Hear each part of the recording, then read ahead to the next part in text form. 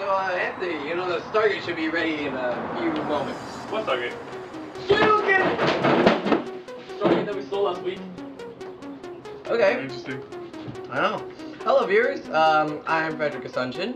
My name is Anthony Day. And this is A&D Physics.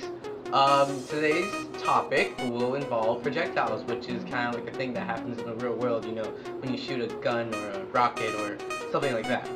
Or if I was to take a ball and throw it at the school's face, that hit him very much, but he's not good for it. He scares me sometimes, you know? This is A&D Physics, folks. Yeah, this is kind of scary A&D Physics. And the guy that kind of just walked out and blew open the whole crap back there, I don't know. Dog. No, just kidding. And he's kind of an experiment from when we did our chemistry portion, you know. Atoms and stuff, you know. Yeah, he ended up to be looking like a human. No, I never took that class. You should take that class. I like Miss Davis' class, right, Miss Davis? Right, Miss Davis? We love you! I like your physics class. It's a lot of fun. I never took that.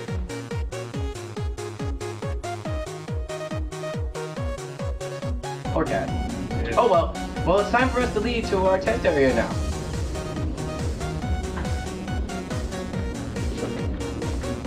What you got? Oh. Gummy bears?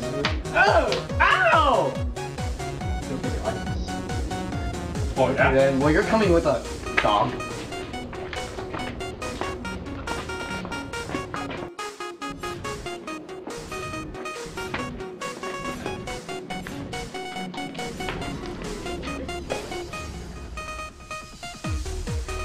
This is Frederick Assumption. And this is Anthony Day. And before we start, we'd like to introduce to you some terminology. Delta, the triangle, vectors, displacement, and a reference point. We'll start with delta, the triangle, which is represented by a triangle, and it means change of whatever quantity, like delta V stands for change in velocity. Vectors, on the other hand, are quantities that have a magnitude and direction. For example, velocity has a speed, which is its magnitude, and direction, which is its obvious direction.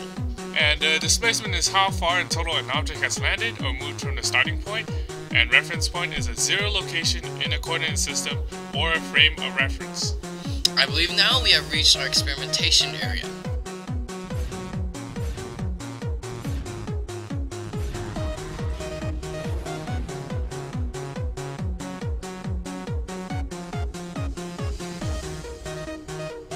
Hello, welcome to our test area, and this is our test subject, Bob.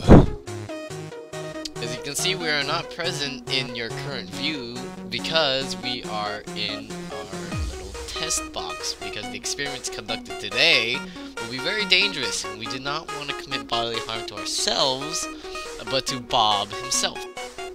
Nah, we'd like to see him in pain. Now here we switch to Bob's first person view, looking through his eyes, and here we can show all you guys our experiments in our virtual reality world. Now, with the objects presented for us, we're going to use the ball with a red trail on it to show you the trajectory trail of a simple projectile. Now, using Bob's experimental pickup gun, which defies gravity for the moment, we're going to pick it up and show you the projectile. As you can see, Bob is really having so much fun. He's just tossing it around, and all that's really happening is he's tossing the ball to make just a simple projectile. Now, as you can see, Bob is throwing the ball, and he's shooting it into a parabola. Now, what you must be wondering is, why is a simple projectile in a parabola shape?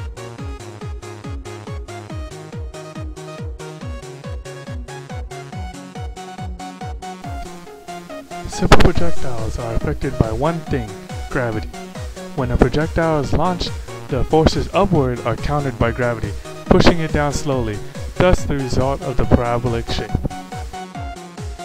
Another unique thing about simple projectiles that are just simply launched or shot into the air are that its velocity will remain zero at its highest point, or in this case in math terms, its vertice, which is its highest point or lowest Now point we are on a leaving graph. to our urban In this test case area where is we the will show you highest some point on the simple graph. projectiles. Here, it remains 0 for probably half a second or a millisecond or any time that it should be, but after that it will begin falling thanks to gravity.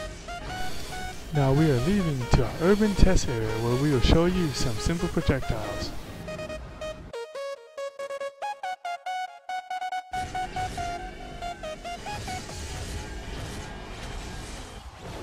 Welcome to our suburban area where we will be testing projectiles through weapons and a car falling off of a building. Bob has volunteered for these very harmful experiments.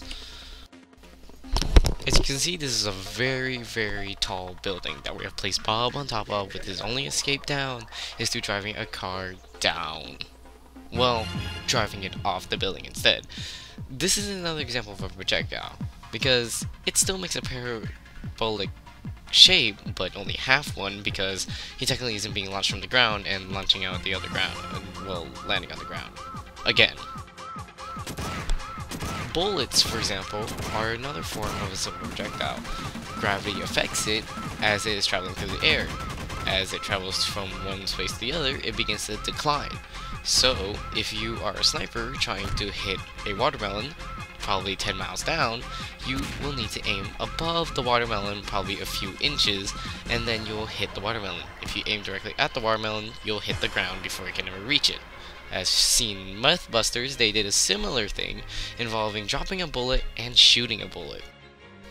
Now we're going to show you a clip from Mythbusters, which was their bullet dropping and bullet shooting experiment from the episode Knock Your Socks Off. All credits go to the Discovery Channel for this video. Was needed to match the solenoid. Everything's hot, let's do it.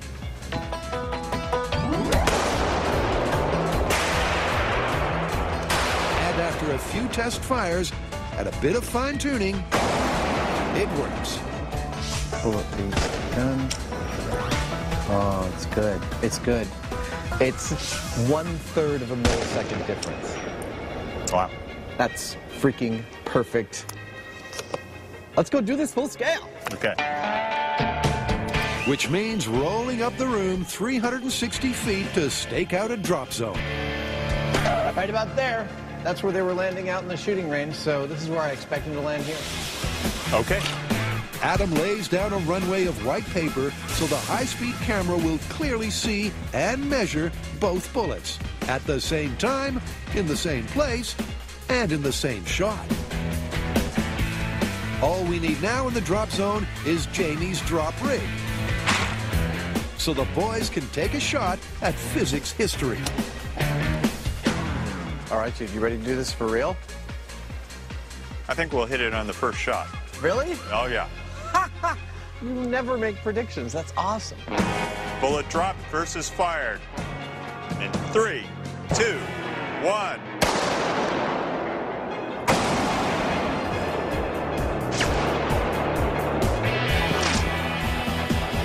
But from 360 feet away, the boys can't see exactly where the fired bullet landed. Let's go see where it hit. So Adam takes a one-wheeled wide down the room to check out the drop zone. Wow. And the results are simply ripping. Can't get much closer than that. Ugh. I can't wait to see the high speed. So, dude, this bullet carved a streak right under the drop zone. I think this might be the shot we've been looking for. In real time, it's impossible to tell what happened until Adam analyzes the high speed and crunches the numbers. 3677 minus 3915 equals 238 divided by 6. Dude, the difference is 39.6 milliseconds. Which means it's less than the human eye can make out. So after days of brain-teasing tests, the Mythbusters can claim a world first for themselves and a victory for physics.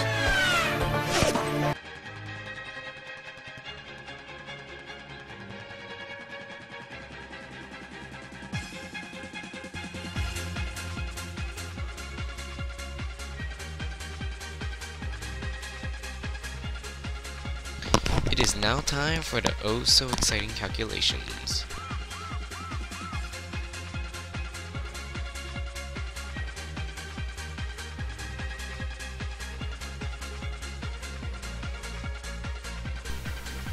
These two formulas represent the horizontal or left to right component of a simple projectile, v being velocity while t being time.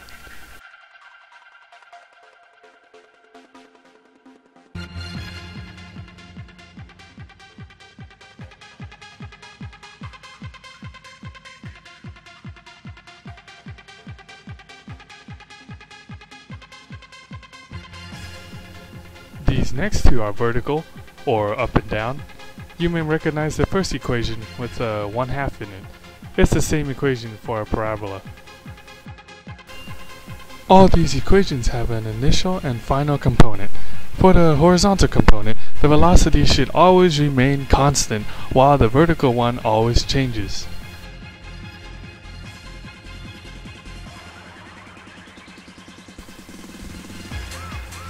We have ended our simple projectile unit, but it is time to review a little bit. Projectiles are objects that are forced to some kind of space with an exertion of force or forces. Simple projectiles, emphasis on the simple, are only affected by two forces, which are gravity and the initial force that shoved it. Simple projectiles follow a parabolic trajectory, and at the highest point, or vertex, the velocity is 0. Another thing to remember is that the velocity always changes. As physics basics, velocity only changes when it changes its direction. So in a parabola, when it curves, it will always change velocity until it hits the ground.